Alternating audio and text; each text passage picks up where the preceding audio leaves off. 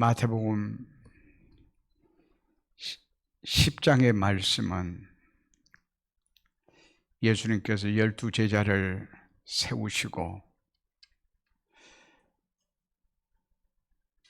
그들에게 어떻게 살 것인가에 대한 구체적인 지침서입니다. 인생은 여행하는 인생이라 말할 수도 있겠고, 우리의 삶은 전도의 삶이라고도 말할 수가 있습니다.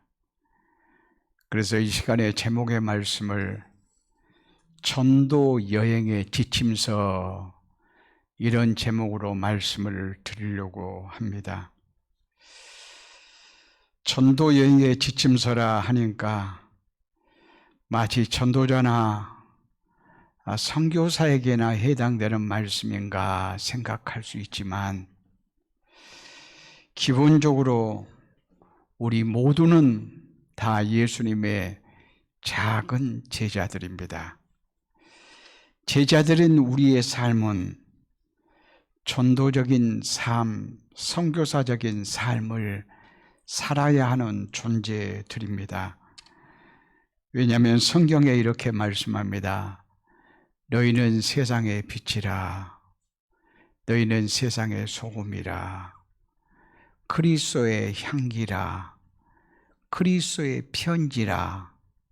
이러한 모든 말씀들이 이 세상 속에서 선한 영향력을 끼침으로 영혼들을 구원하는 이런 사명이 우리에게 있음을 말씀하고 있습니다. 곧 전도적인 삶을 살라, 그런 말씀이에요. 그런데 이렇게 전도적인 삶을 사는 데는 대단한 지혜가 필요합니다. 방식이 필요하다, 그 말이에요. 그래 내가 전도적인 삶을 살 거야, 그러면 끝나는 것이 아니고 거기에 따른 지침서, 매뉴얼이 있어야 되겠다, 그런 말씀이에요. 그 말씀이 오늘 본문의 말씀입니다. 예수님께서 12 제자를 부르신 이유에 대해서 말씀하시면서 마가복음 3장 13절의 말씀을 보면, 14절의 말씀을 보면 이렇게 말씀합니다. 이에 12 제자를 세우셨으니 이는 자기와 함께 있게 하시고 또 보내사 전도도 하며. 그러니까 전도하러 보내는데 그러기 전에 예수님께서 자기와 함께 있게 하시고, 예수님과 함께하는 삶은 예수 믿으면 누구에게든지 꼭 필요한 말씀입니다.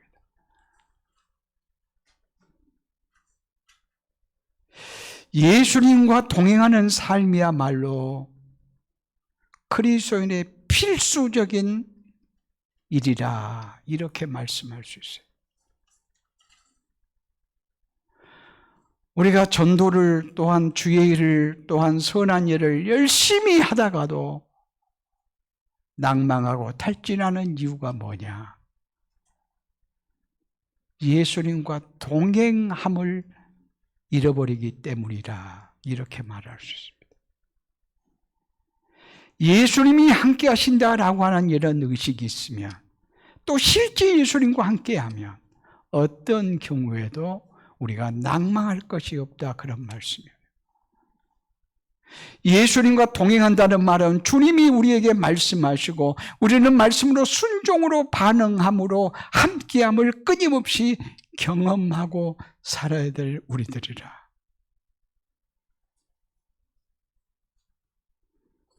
그리고 전도자의 마음이 어떠한가, 이것은 대단히 중요합니다. 본문의 말씀 막 앞에 마태복음 9장 36절 말씀 보면 이렇게 말씀하고 있습니다. 무리를 보시고 불쌍히 여기시니 이는 그들이 목자 없는 양과 같이 고생하며 기진함이라. 그러니까 무리를 보실 때마다 주님은 불쌍히 여기는 마음을 가졌어요.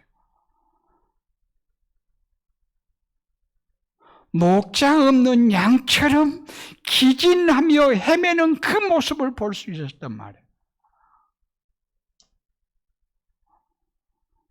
그 당시 자타가 목자라고 생각하는 자들이 없냐면 있었어요.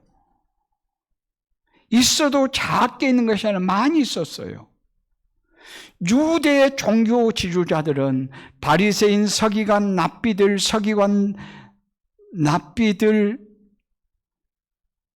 또 율법사들, 이러한 모든 자들은 그 당시에 모든 자가 부러워하는 자타가 인정하는 목자들이었어요. 그러나 예수님은 이들을 목자로 인정하지 않는 거예요. 양 잃은 자와 같다. 목자 잃은 양과 같다. 9장 마지막에 그렇게 말씀하듯이 10장에 들어가면서 12제자를 예수님이 세우셨어요. 12제자를 세우신 것은 너희들은 진정한 목자가 되어야 된다.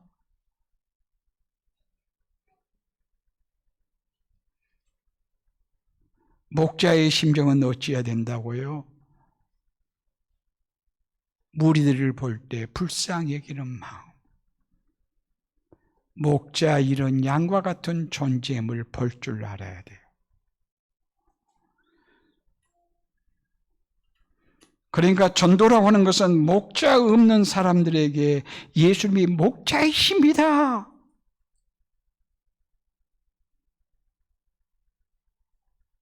이렇게 하도록 해야 될 거라 그 말이에요. 그러니까 삶의 주인을 되찾아 주는 거예요. 진정한 주인을 되찾아 주는 거예요. 이것이 전도라라고 이렇게 말할 수 있습니다. 그리고 오늘 본문의 말씀 보면 전도여행을 할 때 먹고 입는 것은 간편하게 하세요. 의식주의 문제로 염려하지 말게 하세요.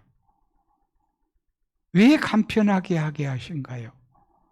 염려하도록 그렇게 하신 것이 아니라 너의 주인이 하나님이시다.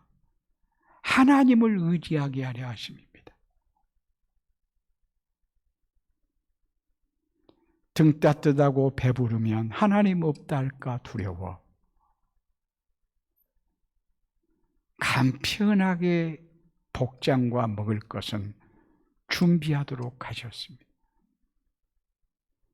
그리고 어느 집에 가든지 그 집에서 하나님이 그 집을 통하여, 그 가정을 통하여, 그 사람들을 통하여 먹이실 것이라고 말씀하고 있어요.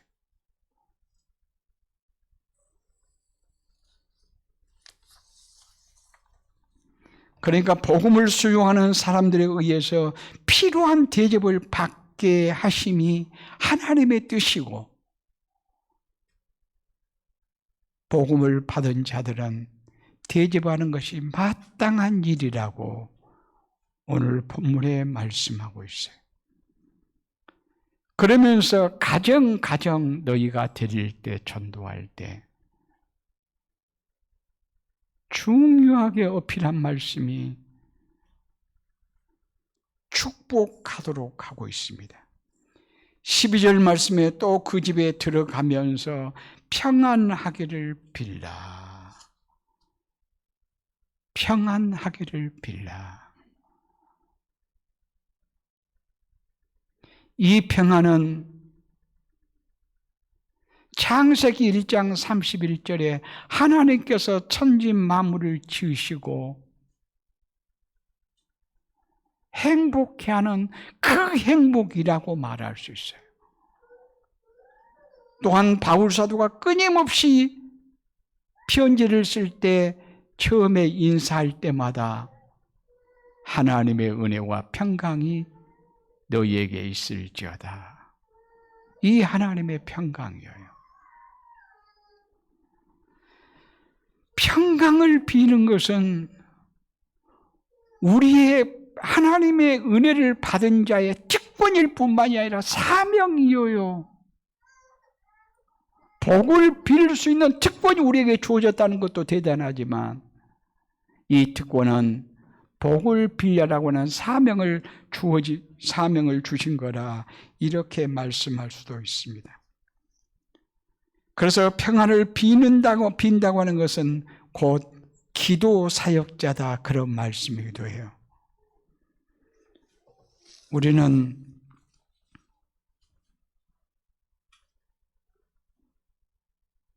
오늘 집에 가셔서 우리 가정을 위해서 또한 다른 사람을 만날 것인데 다른 가정에 갈 것인데 늘 이웃과의 교제하며 사는데 우리는 그에게 복을 비는 축복 기도문을 하나 가지고 있었으면 좋겠어요. 제 나름대로 이렇게 생각해 봤어요. 내게 축복 기도문을 가지고 있다면 어떤 것일까 이렇게 묻는다면 하나님, 이 가정이 예수 그리스도 안에서 하나님으로 인하여 행복하게 하옵소서. 하나님이 주신 재능 잘 살려서 누리고 즐길 뿐만이 아니라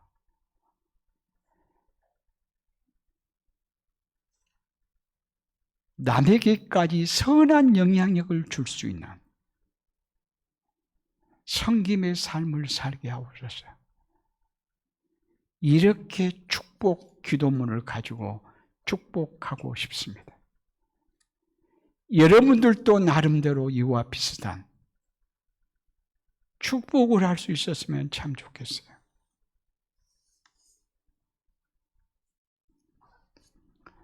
하나님께서 말씀하셨습니다. 너희가 축복하면 그에게 복이 임한다. 이거 대단한 특권 아닌가요, 우리에게? 우리의 기도를 들으신다 그 말이에요. 그런데 그 복을 받을 만한데 역행을 해요. 평안을 비는데 평안된 마음이 하나도 없어요. 오히려 역행을 하고 있단 말이에요. 그럴 때는 우리의 기도가 없어져 버리고 말겠네요. 성경은 그렇게 말씀하지 않습니다. 너희가 그를 위하여 축복하면 그 축복이 임할 것이고 만약에 그가 받을 준비가 전혀 안 돼 있으면 그게 너에게 올 거야.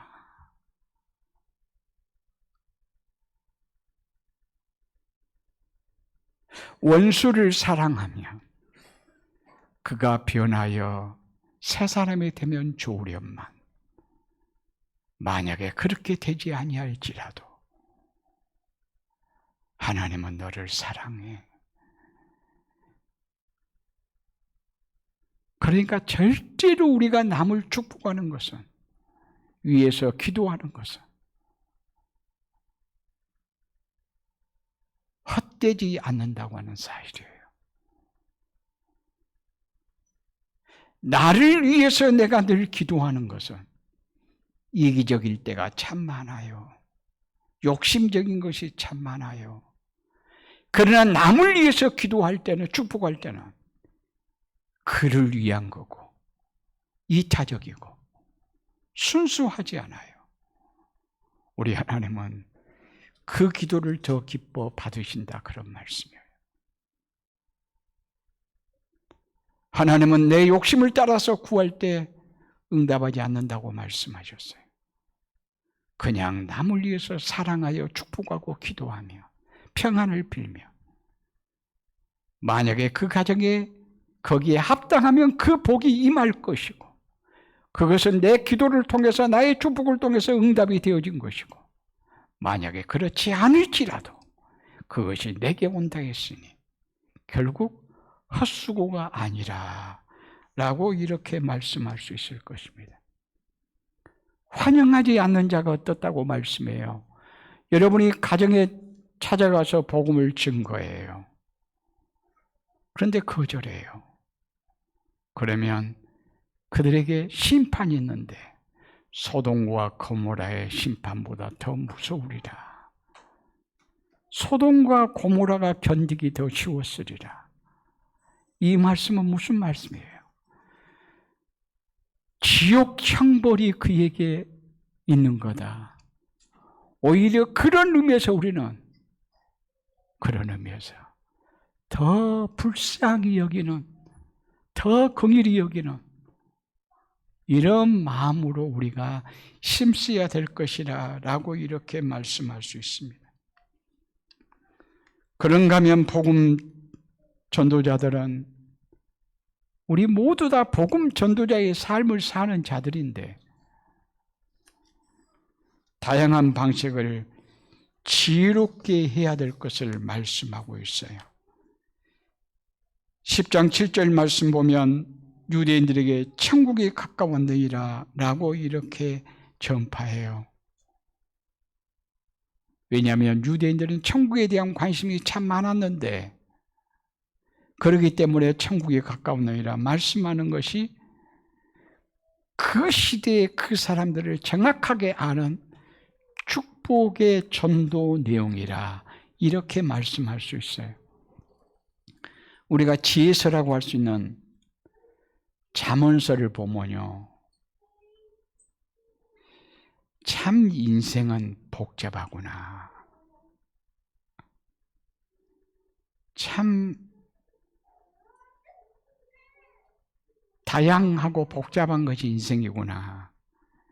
이것을 발견할 수가 있습니다. 그러기에 더 지혜가 필요하겠구나. 그러니까 지혜란 복잡한 인생을 하나님의 말씀으로 헤쳐나가는 능력, 이게 지혜라. 솔로몬이 하나님께 무엇을 구했지요? 지혜를 구했어요. 솔로몬이 구하는 지혜가 뭘까요? 열왕기상 3장 9절 말씀 보면 이렇게 말씀하고 있어요. 열왕기상 3장 9절, 누가 주의 이 많은 백성을 재판할 수 있사오리까? 듣는 마음을 종에게 주사 주의 백성을 재판하여 선악을 분별하게 하옵소서. 이걸 구했어요. 이것을 지혜라고 말해요. 지혜란 뭔가 복잡한 백성들의 일들을 잘 분별할 수 있는 것. 다시 말하면 백성들을 통해서 백성들을 듣는 마음을 내게 주옵소서, 그 말이에요. 지혜는 뭔가 듣는 마음이에요. 내가 내 나름대로 무엇을 잘하는 것이 지혜롭다 이렇게 말하는 것이 아니라 듣는 마음을 갖는 것이 지혜다. 듣는 마음을 갖는다면 공감한다 그 말이에요. 공감한다. 공감하는 것이 지혜예요.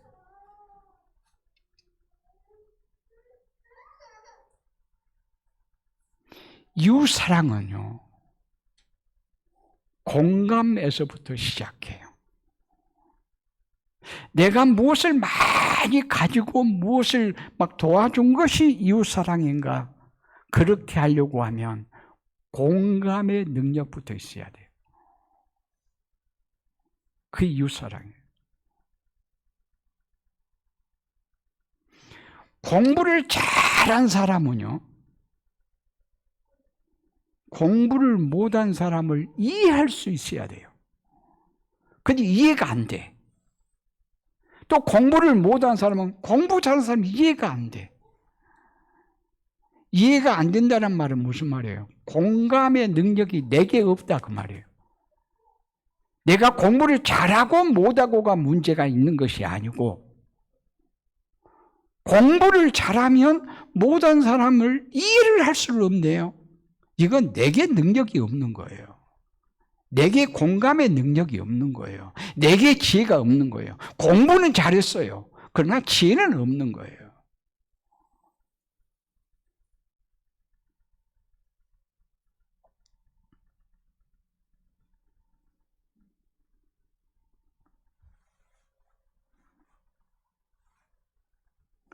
여러분, 그리스도인의 삶은요,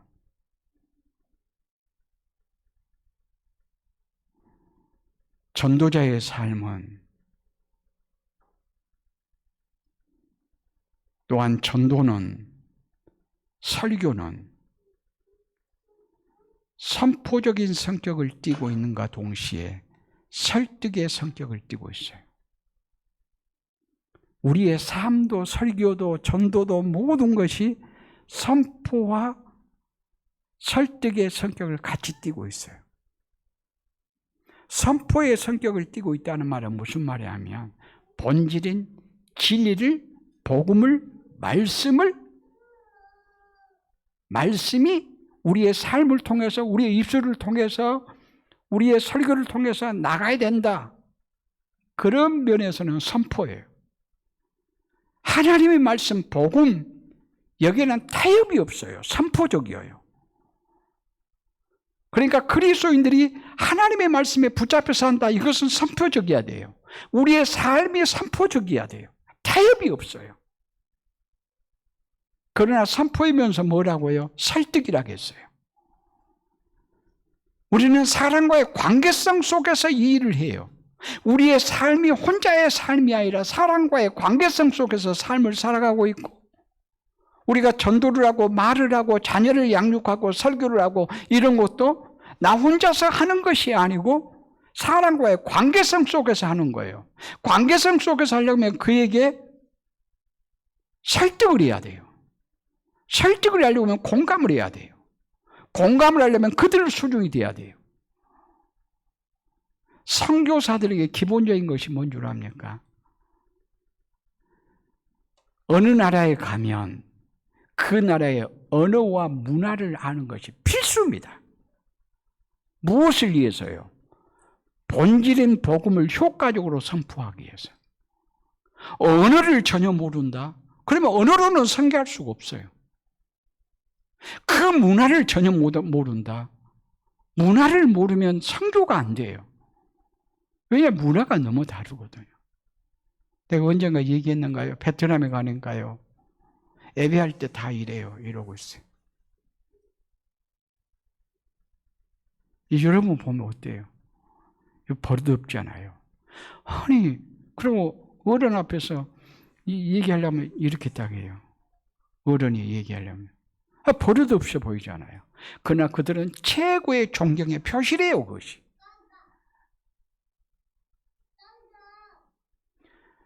베트남의 최고의 존경의 표시의 태도는 뭐냐면 이거라는 거예요. 그러니까 이렇게 하면서 말씀을 듣는다거나 예배를 한다는 것은 하나님을 최고로 경외하는 모습이에요. 그 문화를 이해해야 돼요. 그 문화를 이해 못하면 막 책망만 하지 않겠어요? 너희들 버릇없이 태도가 뭐냐? 그 복장이 뭐야? 막 꾸중만 책망만 하지 않겠냐고요. 우리가 아이 양육의 원칙도 있어요.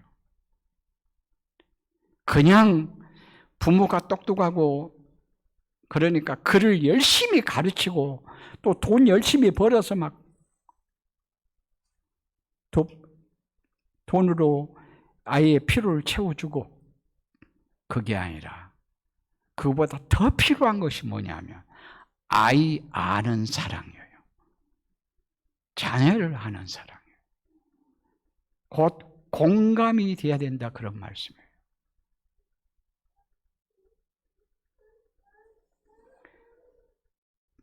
(70억) (80억의) 인구가 있지만 얼굴이 다 다르듯 지문이 다 다르듯 재능이 다 다르고 원함이 다 달라요. 그러니 하는 일도 다르고. 그러니까 그 사실을, 다양성을 인정하지 못하면 공감이 안 되는 거예요. 내가 기준이 되고 내가 표준이 돼서 나와 다른 것은 다 잘못이야 해버리면 공감이 안 되는 거예요. 공감이 안 되버리면 복음을 전할 수가 없어요. 선한 영향력을 끼칠 수가 없어요. 그러니까 공부를 잘한 사람이 못한 사람을 이해를 해야 되는데, 공감을 해야 되는데 그렇게 안 되니까 결국은 교만하고요. 교만하고. 그리고 다른 사람들은 공부를 잘한 이해를 왕따시키고요. 그렇게 하지 않습니까? 그래서 우리의 삶은 다양성을 인정하고 이해하고 공감하고, 무엇을 위해서라고요? 본질은 복음을 선포하기 위해서. 이것이 지혜로운 전도자의 삶이에요. 우리가 이 세상을 살아가면서 여행하는 삶을 살았으면 좋겠어요. 그런데 여행자들은 어쩐가요? 복잡하면 안 돼요.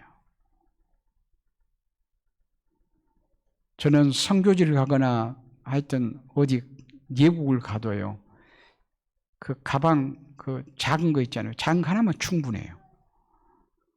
근데 처음 여행 온 사람은 큰 가방, 작은 가방은 10kg도 안 되죠. 작은 가방은.